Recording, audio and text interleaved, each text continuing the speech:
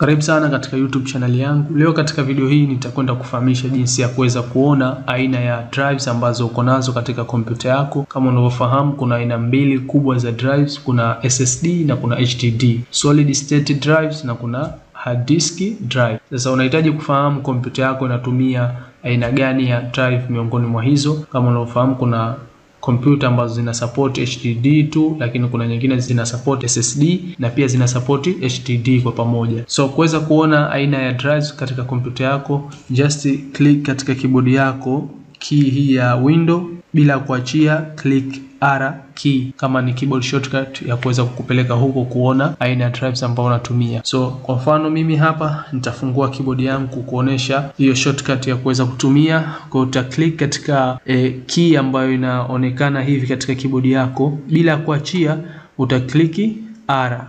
Kwa itafunguka box kama hii ya kuweza kurun some programs. So hapa katika sehemu hii utakuja utaandika hichi ambacho nakiandika mimi, DFRGUI. Unaona? Utaandika kitu hichi hapa. Utakapoandika hivyo, ukiklik OK, utaletewa box hili la optimize drives, ambapo hapo utakuwa na uwezo wa kuona aina ya drive ambayo upo nayo katika kompyuta yako.